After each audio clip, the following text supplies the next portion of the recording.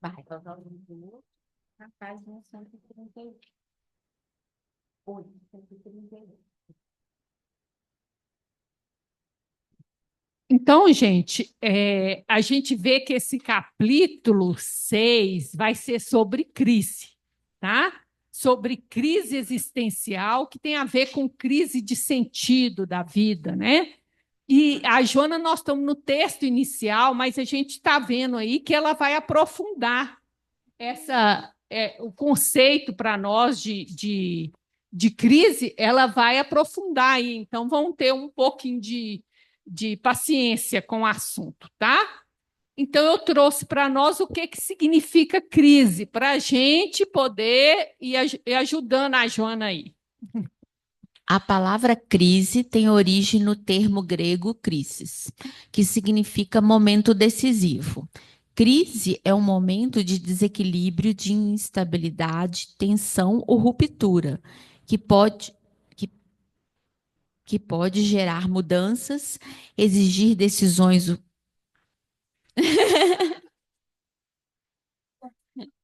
exigir decisões urgentes ou até levar às transformações profundas, tanto em pessoas quanto em sistemas. Uma crise existencial refere-se a conflitos internos que afetam o bem-estar de uma pessoa. Então, gente, aí vocês vão começar a entender por que, que a gente teve que estudar conflito antes de começar esse capítulo, tá? Então, o que que acontece? Aqui, ó. Então, o que que acontece? A crise, ela provoca desequilíbrio, instabilidade, tensão e pode gerar mudança. Pode, né? E o que que acontece? A crise me afeta por causa dos meus conflitos internos. Então, vamos entender assim: quem de nós não tem conflito? Todos nós temos. Eu vou deixar esclarecer de uma vez, para não dar. A gente vai parar de ter conflito quando a gente chegar no nível de consciência de Paulo, tá? Que é já não sou, que é a consciência transcendente, que já não sou eu que vivo, é o Cristo que vive em mim. Então, ali que vai parar os conflitos.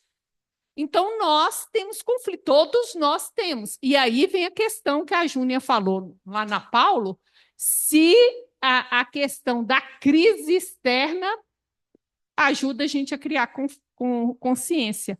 E é isso que a Joana vai trabalhar nesse. Qual que é o sentido de eu estar encarnada nesse processo? Não existe acaso, gente. E a Joana vai trabalhar o sentido de eu estar encarnada nesse momento. Então, a primeira coisa que tem que esclarecer para nós, eu não posso ficar em nenhuma das posições radicais, que é aquela da Poliana, que eu me isolo do que está acontecendo, está tudo lindo, está tudo maravilhoso, e eu não aproveito a oportunidade para a qual eu vim e nasci nessa época, e nem também me desequilibrar com a crise.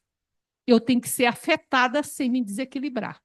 E a Joana vai explicar nesse capítulo, eu não sei se a gente consegue terminar o texto hoje, eu acho que não, mas ela vai explicar o sentido do porquê da crise. Tá? E por que, que a Joana vai descrevendo para nós essa crise? Por que ela não podia falar, estamos vivendo em crise existencial e ir para frente?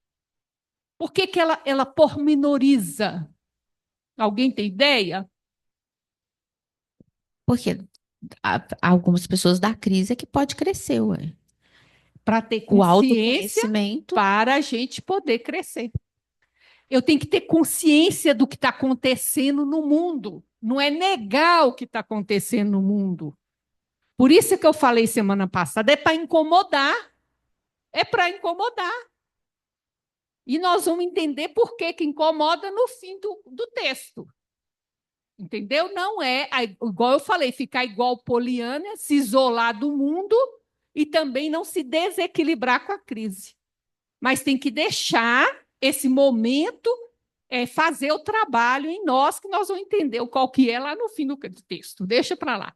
Então, vamos lá. Não adianta eu tentar falar nas minhas palavras. Então, a Joana veio falando que essa crise existencial ela vem da perda de valores e do isolamento social.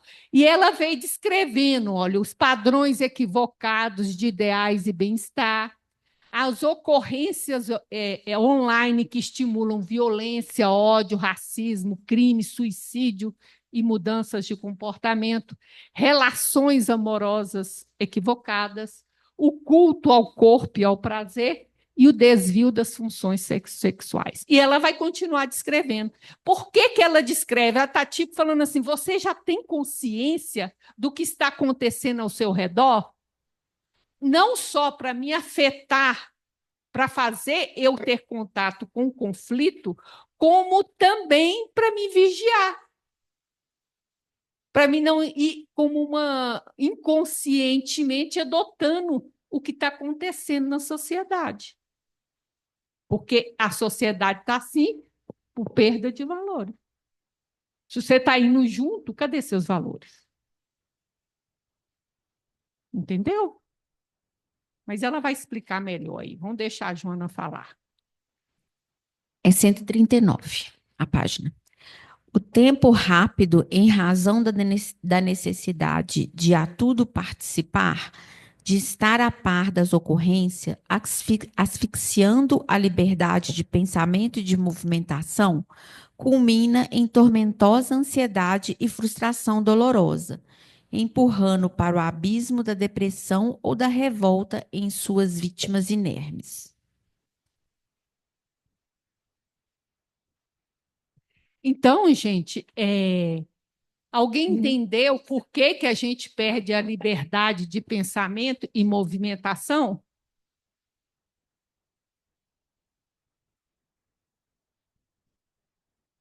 Não. Espera aí, eu acho que eu não pus para gravar, não. Fez aquele... Aí sim. Então, gente, por que, que a gente tem essa noção de tempo rápido e por que isso asfixia a nossa liberdade de movimentação e pensamento? A gente quer fazer tudo ao mesmo tempo. Quer fazer tudo, tem coisas demais acontecendo, quer participar de tudo. Aí o que, que acontece? Eu sei muita coisa e não sei nada. É um monte de conhecimento superficial, sem aprofundamento, logo eu não tenho liberdade de pensamento. Porque eu não tenho raiz, não tenho profundidade. E aí, esse negócio dessa urgência de eu participar de tudo, eu acabo também perdendo a liberdade de movimentação, porque eu arranjo um monte de coisa para fazer e não dou conta de nada. E que eu acho pior, gente, a gente sabe, tem tanta informação, mas não tem um mínimo de reflexão, né? É isso que a Joana está criticando, né? Isso da ansiedade, frustração. E aí, ó, empurrando para o abismo da depressão e da revolta, né?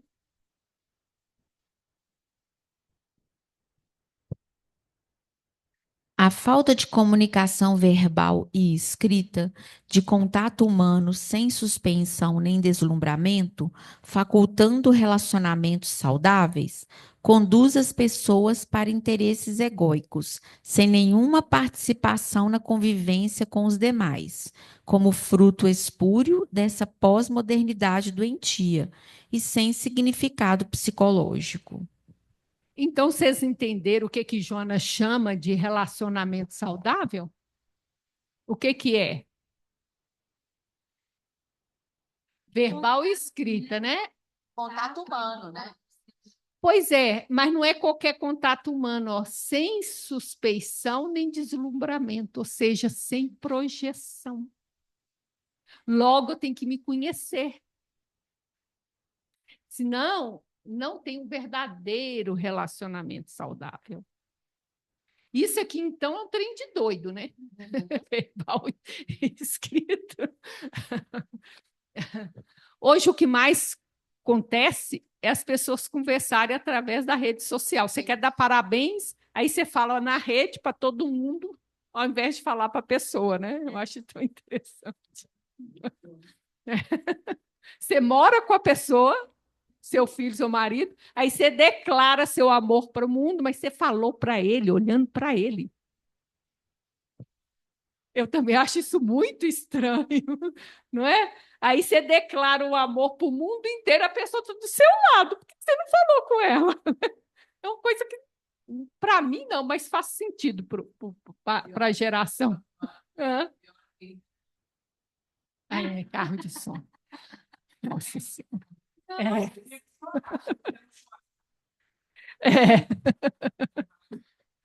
E aí, o que ela fala? Que essa falta de relacionamento saudável empurra a gente para os interesses egoístas, de convivência sem participação na convivência com demais.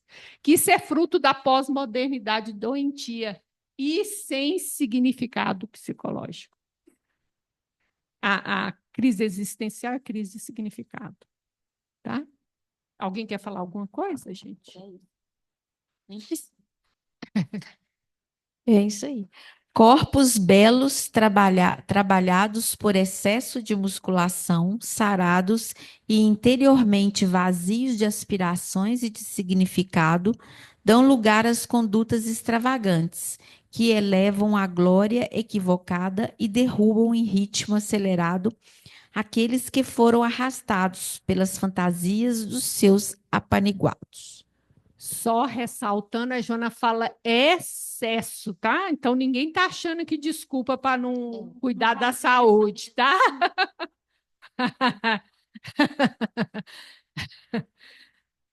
Isso aqui é o que a gente mais vê, tá, gente? O culto ao corpo, né?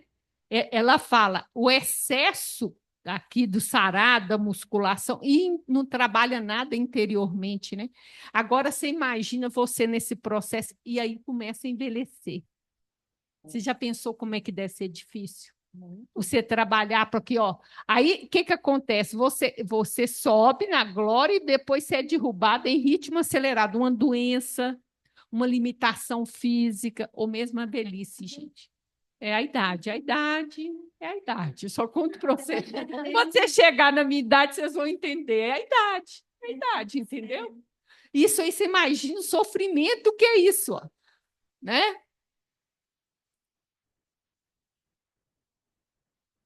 E isso é mostrado, tá? E cultuado, vamos dizer assim. Com as exceções compreensíveis, vive-se o período na qual a sociedade encontra-se enlouquecida, buscando coisa nenhuma, em razão da transitoriedade das conquistas e do imediato vazio existencial, que envilecem com rapidez os seus adeptos apaixonados e embriagados pelo licor dos sentidos físicos. Tá ok, gente? Então, até a casa da gente tem moda. Não sei se você sabia disso, né? Você sabia que o móvel tem moda, muda a moda do móvel, muda a móvel da decoração, vocês sabiam disso? Tudo muda, olha aqui. É aquela fala, a gente vai ficando correndo, enlouquecida, ó, através de conquistas transitórias que mudam, né? De geração, o que é, e vai dando, né? E o pior, que você sente o vazio na hora que você consegue. Não preenche. Aí você luta, luta, luta, luta, consegue. Quando você consegue, tem um vazio. Eu estava olhando, vendo negócio de decoração. Gente, tudo igual. As casas, você vai nas casas, tudo igual. É moda. Tem moda. Mas existe uma moda, Renê, que é o tipo de móvel, a cor predominante, tem tudo isso. É interessante Mas você ver isso. as casas estão igual à boca das mulheres, né? Tudo. Essa moda do preenchimento, né? É isso. Ah, mas As mudanças de humor contínuas e a debandada dos compromissos éticos que dão sentido à vida caracterizam com perfeição esta fase de incertezas. Indiscutivelmente, o ser humano encontra-se em crise existencial. Aí, não tem dúvida, depois, tudo isso que eu falei, vocês concordam? Está em crise existencial. E olha que ela fala, olha que grave, ó, debandada dos compromissos éticos. Está vendo? E é isso, ó, esses compromissos que dão sentido à vida. Então, a debandada dos compromissos e as mudanças de humor, né? As mudanças de humor vêm disso também. Eu acho que essa luta externa, né? De tentar estar por cima, de tentar estar bem, estar causando, né? O tal do causando, tá ganhando like, estou sendo aplaudida. É uma vida difícil. Difícil. Eu acho. Sabe por quê? É porque para você conseguir o like, você tem que causar. E o que você causou hoje, amanhã já é comum. Você tem que fazer algo pior. Você tem que revelar algo mais íntimo seu. Aí você revela esse mais íntimo. Para hoje serviu, para amanhã já não serve aquele mais. Você tem que ir, você vai numa demanda, entendeu? Mas, Vânia, isso é demonstrado tão às vezes perto da gente. O Eduardo é. Não, depois a gente faz no final. Faz no final. Faz no final. Faz no... não? Não, a gente faz no final. O Eduardo Filho tem uma amiga que eu elogiei na internet. Falei, nossa, fulana tá tão bonita. Aí ele virou a resposta seca e crua, mas tá cheia de psoríase. Aí eu falei, uai, mas por quê? Eu falei, porque ela tá tão ansiosa, com tantos problemas em casa, que tá cheia de psoríase. Psoríase é uma doença autoimune, né? Que quando a gente está muito Na ansioso. pele. Na pele, é. Então, quer dizer, para mim, ela estava linda, mas para quem a conhece, né, ela estava cheia de problemas. Então, você vê o dia a dia perto de você, né?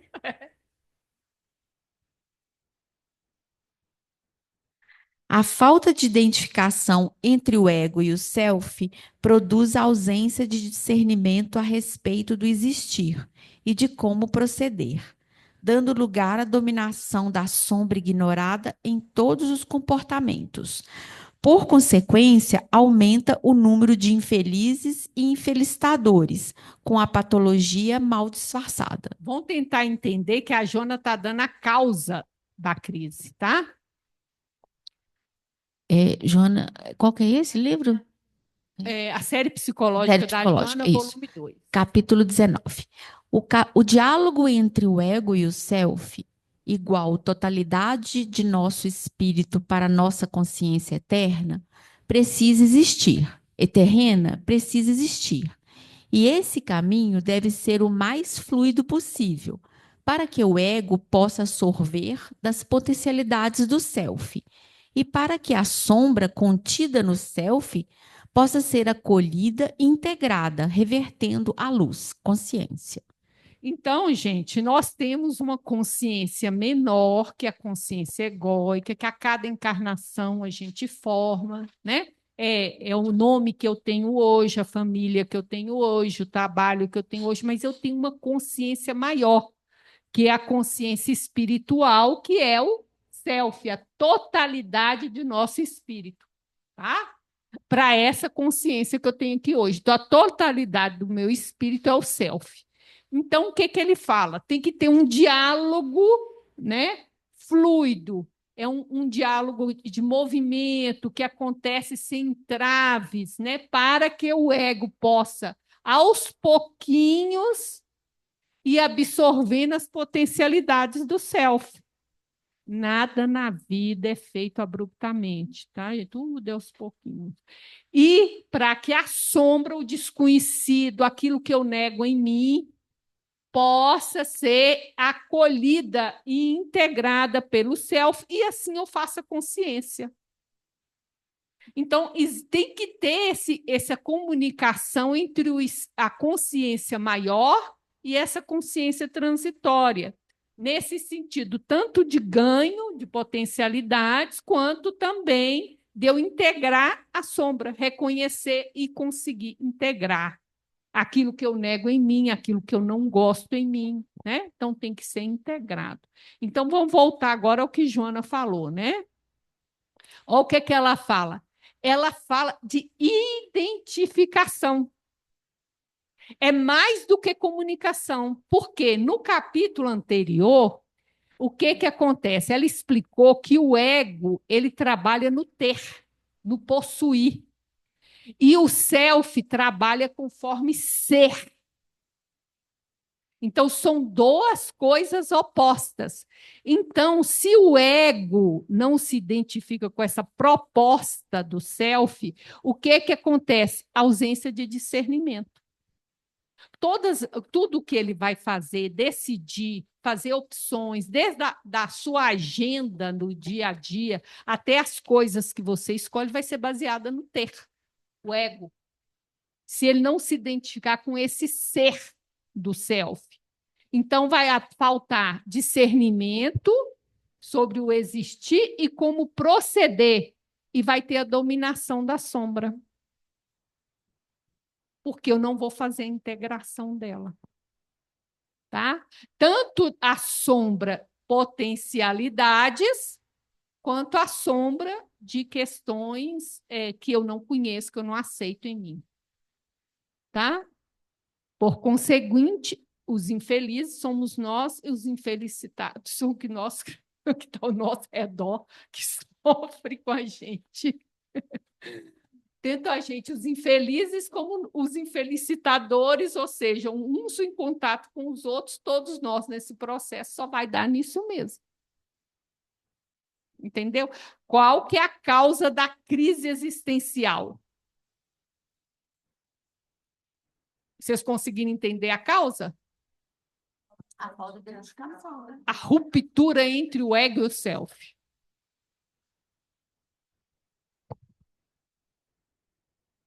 Essa experiência individual e coletiva, no entanto, é indispensável ao amadurecimento, à evolução do ser humano que se apartou de si mesmo, buscando fora a alegria que somente se encontra nele próprio. Indispensável ao amadurecimento. Por isso que nós estamos encarnados. É uma bênção, porque, gente, essa crise lá fora está me obrigando a olhar o que eu tenho dentro de mim que eu não quero olhar. Eu estou fugindo de olhar. Então, é indispensável o amadurecimento e evolução do ser. Aí eu reencarno e faço de poliana. Não quero saber o que está acontecendo, fico no mundo paraíso, não sou afetada. Mais uma vez, não é para desequilibrar, porque você sabe que Jesus está no controle, mas é para ser afetado. Você tem que saber, por isso é que ela está descrevendo nos mínimos detalhes, é para incomodar. E me incomoda porque eu tenho um conflito relacionado, não resolvido. Os problemas lá de Marte não afetam a gente em nada, tá?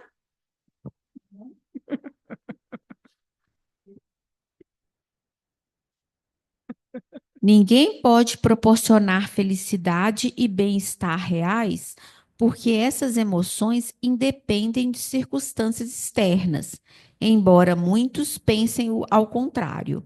São sensações que se expressam como emoções e logo cedem lugar aos transtornos, às frustrações e amarguras, quando o objeto ou pessoa propiciadora do prazer altera a conduta ou se desinteressa em continuar no que ora lhe apresenta como tedioso. Então a Joana fala lá, e eu vou buscar alegria fora, sendo que a alegria não é uma coisa, não é um comprimido que eu engulo. É uma coisa que vem de dentro, que desperta em mim, desabrocha em mim, que eu cultivo em mim. E aí, o que acontece? Eu ponho num objeto ou numa pessoa aqui, ó. Só, gente, que a pessoa pode alterar a conduta dela. Ou então, cansei, estou tedioso, cansei desse negócio. e vai embora viver a vida dela, sei lá onde, com que é toda a liberdade que ela tem direito. E aí, onde é que foi parar a tua alegria? Estava dependendo disso? É isso que a Jona está questionando. Então, olha bem, parece, ó, independe das circunstâncias internas, embora muitos de nós ache que depende do companheiro, depende da amizade, que é isso que desperta alegria em mim. E aí é o que ela fala, externas, né? Externas.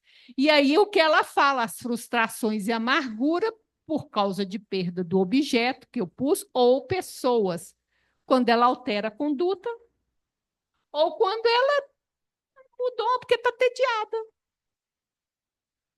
Entendeu? Como é que sua alegria pode depender do outro? Está errado, né? A alegria é uma coisa interna nossa que nós temos que cultivar, né? Deu para entender isso, gente? E o outro tem direito de ir embora, tá?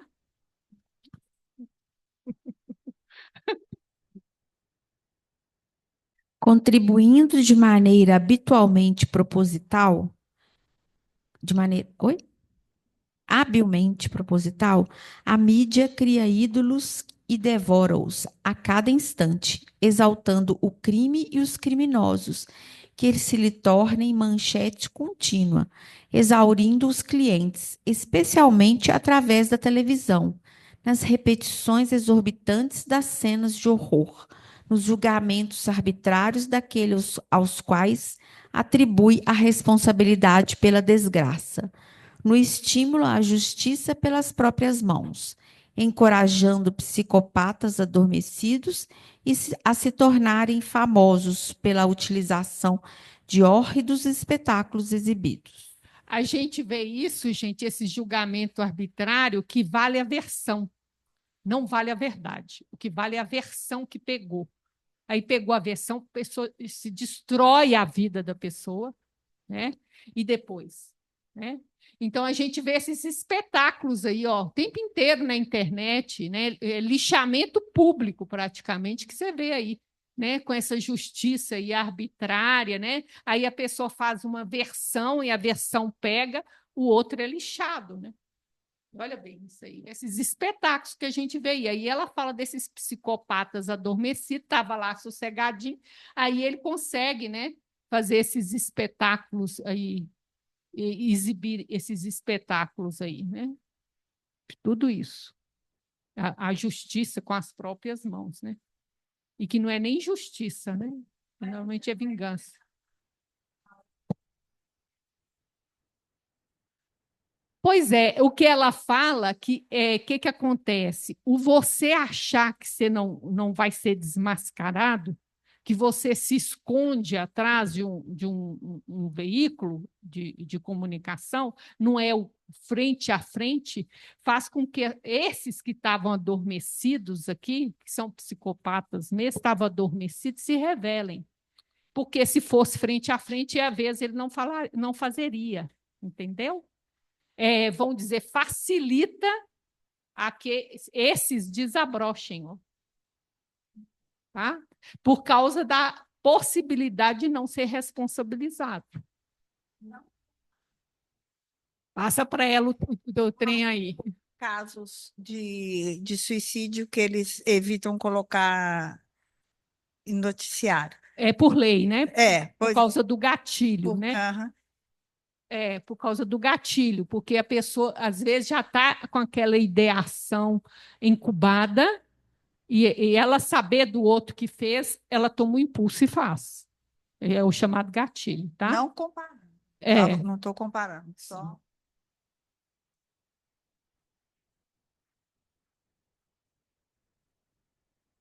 E esses ídolos aqui é interessante, viu, gente? Do mesmo jeito que sobe, baixa também, rapidamente. Uma semana ninguém nem está. Já tem outro no lugar. O despudor agressivo que arrebata as multidões, especialmente acompanhando as cenas de deboche nos aplaudidos programas de degradação humana, para a conquista da fama pela imoralidade e do dinheiro pela perda da dignidade, favorece o surgimento de múmias morais, que são os seres destituídos de emoção e de sensibilidade, que a tudo se submetem para atingir as metas estimuladas pelo mercado do sexo e da drogadição. E a gente vê isso aqui, né, gente? O que eu sou capaz de fazer pela fama e pelo dinheiro, para ganhar o like, para ganhar seguidor, e é tudo em grana, em dólar, tá? E é muito dinheiro, não é pouco que nós estamos falando, não, tá? Nós estamos falando de muito dinheiro. Porque qualquer coisa, vê 5, que é dólar, então pagamento, né? Então, aí você vê a questão, como é que fica. Então, o que, que ela fala? Acaba você entrando para aguentar isso, ó, vira múmias morais, né? Porque você tem que pegar a sua sensibilidade, emoção e jogar para o inconsciente. Para você suportar uma coisa dessa. É aquilo que eu falei, né? O espetáculo público, né, de degradação, aí ele serviu hoje, amanhã tem que ser um escândalo maior um pouquinho. Eu tenho que me expor mais, eu tenho que ser mais debochada, tem que ser mais escancarado, porque chegou um nível que já não satisfaz, aí precisa de aumentar, sabe? E é isso aí vai, né? É isso.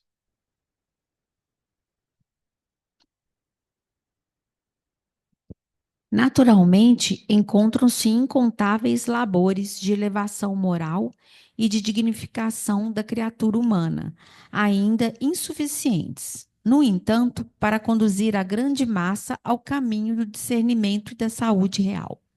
A Jona está falando de uma coisa muito importante aqui, gente. É claro que tem também na sociedade acontecendo labores de elevação moral, de dignificação da criatura, só que, você sabe, esse inconsciente coletivo precisa de um certo número de pessoas que se torne consciente para mudar esse inconsciente, para levar a massa.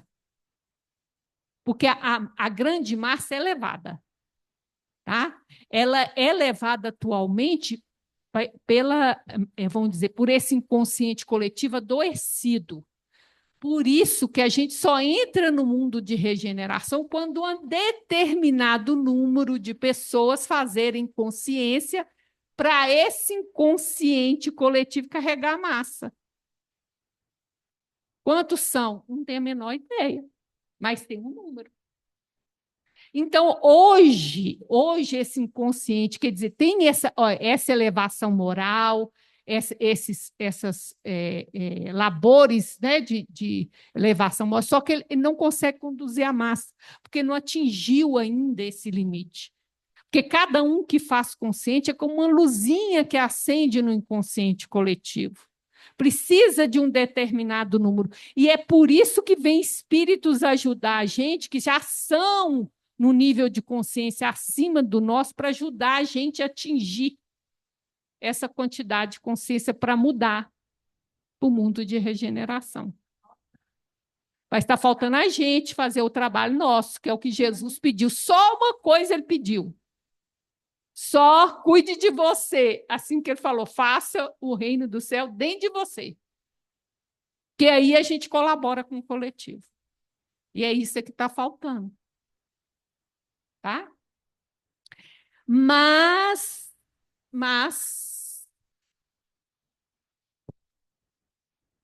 são esses nobres exemplos de fidelidade ao dever e de continuidade da ação edificante que contribuem para equilibrar a balança moral do planeta humano, com os braços distendidos para o socorro aos tombados, para a minimização do desespero aos fracassados, para a solidariedade junto aos abandonados pelo triunfo mentiroso. A Joana está falando de um conceito aqui, gente, muito profundo, que na Bíblia chama o remanescente fiel.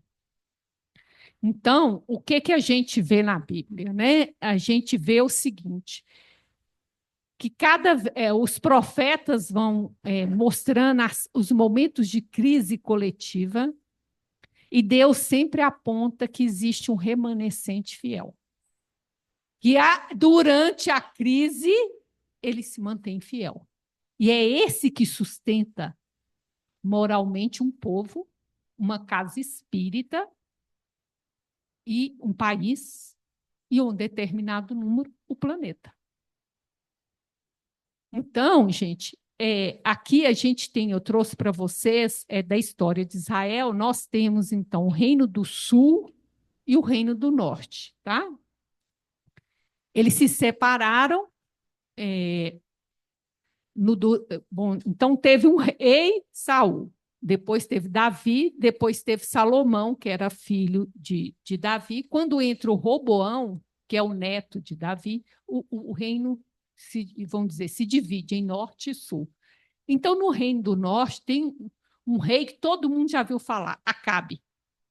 E uma mulher dele, que é mais famosa ainda, chamada Jezabel. Todo mundo já ouviu falar da Jezabel. Pode não saber o que é, mas já ouviu falar.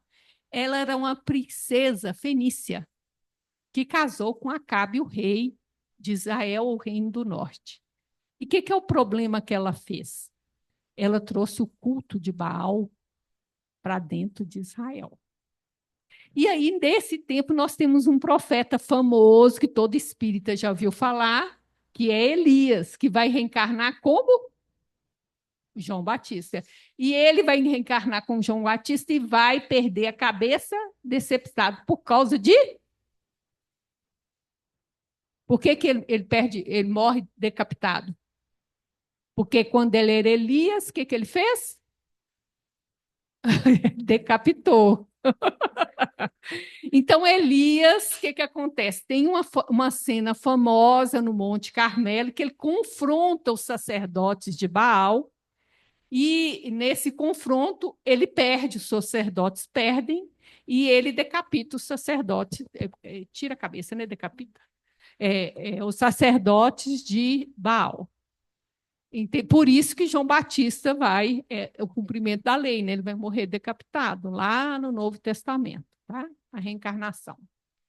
Tinha que ser decapitado? Não, gente. Você pode entrar de várias maneiras em, vamos dizer, acordo com a lei, mas foi desse jeito que foi. Aí nós temos o Elias. E o Elias, a Jezabel falou, vou te matar, mandou um recado para ele, mas todo mundo tinha medo dessa mulher. O rei, ele discutia com o rei numa boa, mas quando a rainha falou, vou mandar te matar, que você matou os meus sacerdotes, né? Ele corre de medo da rainha para o deserto. Ele tinha medo dela. E ele foge para esse deserto, entender depressão, interessante. Bom, aí ele chega numa caverna lá e tem uma experiência com Deus. Quando ele tem essa experiência com Deus, olha o que ele fala com Deus.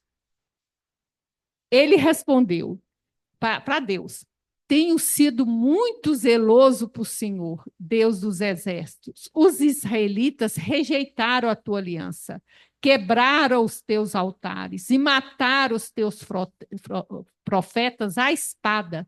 Sou o único que sobrou e agora também estão procurando me matar. A Jezabel que queria matar ele. Então, gente, realmente os profetas foram matados e tal. Então, só sobrou eu. Acabou, não tem mais ninguém. Olha o que Deus responde. No entanto, fiz sobrar 7.000 em Israel. Todos aqueles cujos joelhos não se inclinaram diante de Baal. E todos aqueles cujas bocas não o beijaram. Esse é o remanescente fiel. Só, gente, que o remanescente fiel, ele normalmente ele é oculto. Porque são pessoas do povo vivendo na sociedade, senhoras, senhores, às vezes humildes, às vezes não, que vivem a fidelidade a Deus no seu dia a dia. Não são palestrantes. Entendeu? Então, esse é o remanescente que segura a fé. E por isso que ele estava procurando aonde? No meio dos sacerdotes, dos profetas lá, ó, um sacerdote. Então, o que acontece? Ele fala, não, tem 7.000 lá no povo, fielzinho a mim, que estão sustentando a sociedade. moralmente. Por quê? Porque vivem. Entendeu, gente? Aí a gente volta no que Jona falou. São esses nobres exemplos de fidelidade ao dever e de continuidade de ação edificante que contribui para equilibrar a balança moral do planeta. Olha bem. Com os braços estendidos para o socorro aos tombados, para a minimização do desespero dos fracassados, para a solidariedade junto aos abandonados pelo triunfo mentiroso. São os que secam as lágrimas, que exercem a caridade, o amor no pequeno. Não é no público, não é na internet, não é filmando. E a gente não vê. Então, eles cumprem essa fidelidade ao dever e essa ação edificante. São esses. Esse se chama remanescente fiel. E quem sustenta uma casa espírita? O remanescente fiel. Quem sustenta a igreja evangélica? O remanescente fiel. É o fermento, é o pouquinho que é fiel que sustenta. Não é a massa, é o fermento igual de Jesus, é o pouquinho. Mas esse pouquinho é fiel e moralmente sustenta agora. Só que ele não consegue, pela quantidade, simplesmente arrastar a massa. Não consegue, porque o coletivo ainda é dominado por uma sombra de egoísmo e orgulho que a maioria domina, então é esse que arrasta a massa. Mas é esse remanescente fiel que sustenta moralmente a sociedade. Não é o discurso nosso na internet. Ok?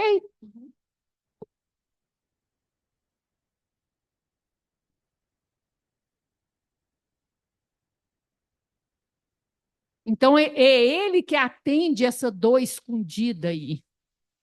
Eu acho que eu trouxe só até aqui. Foi.